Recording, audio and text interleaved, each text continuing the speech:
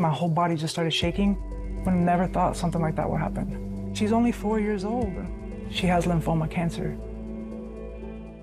Rebekah Ramdeal's day was going normally like any other until her daughter Aiyana came to her complaining about a sharp pain in her leg.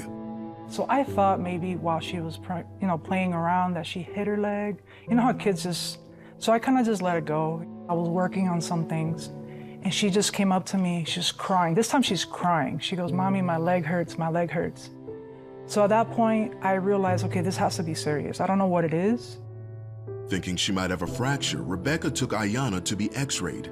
The images didn't show a break, but rather an unknown mass in her knee. She underwent several tests over the course of a week to determine what it was, until finally, doctors came to Rebekah with an answer. He goes, "We got the results for your daughter, and she has lymphoma cancer."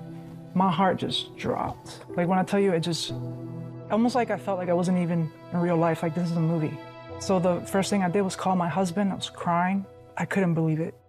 The doctors told Rebekah that the cancer was already spreading to other parts of her body. They would need to take immediate action to try and save her life.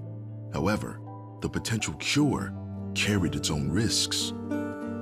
Well, that's when he sat down and just started, paperwork this thick, just started going through every single medicine that was gonna put through her body and every single side effect. Her organs could be messed up, things like she couldn't have kids in the future, learning disability, heart issues. I was feeling against the wall at this point. I can't do it. I'm not putting my daughter through that. He goes, "I understand, but if you don't, she will die." Just like that. She's 4 years old, just a little girl, hasn't even lived her life yet. That's when I felt knives just come through my heart.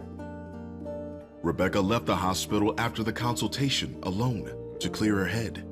As a Christian, she'd relied on God to help get her through her past troubles, but this time was different. I felt betrayed by God. I was like, how can you let this happen? I've been serving you this whole time. It was to the point where I felt like I was gonna die. Like, it was so heavy on me. I screamed, "God, where are you?" Like, that's exactly when I heard him speak right into my inner being. And he said, "Are you gonna trust me?" I broke.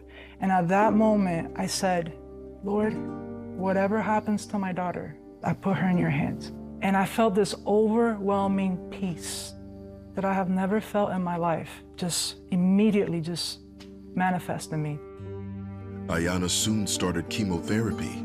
Then one day shortly after, she came to Rebekah, saying she'd had a dream of going to heaven. She said that she saw Jesus sitting on a tall, tall throne. I went up to Jesus and I sat on his lap, and he had a crown, and he touched my knee. It made me feel happy because he healed me. And immediately I knew she was healed. I was like, she is healed. Miraculously, Aiyana's next PET scan showed no signs of cancer. Her doctors acknowledged how incredible this was, but she would still need to finish her chemotherapy. The Ramdeals continued to pray and believe that God would protect her from any side effects. I felt like there was hope somewhere in this. Even though she's going through the chemo, it won't harm her. Like, he will protect her supernaturally from whatever's being pumped into her body. So every time we will go through the chemo sessions, I will speak that over her life. She was always laughing. She would just have this supernatural strength where she'll be like, "Mommy, are you ready?" And she'll just walk in there like a champ. And I'm just looking at her like, wow, this is only God. After 6 months of chemo, Aiyana was cancer-free with no damaging side effects. It's now been 3 years, and the Ramdeals have taken inspiration from her miracle to start their own ministry, Life Stand Church, hoping to encourage others to put their trust totally in Christ.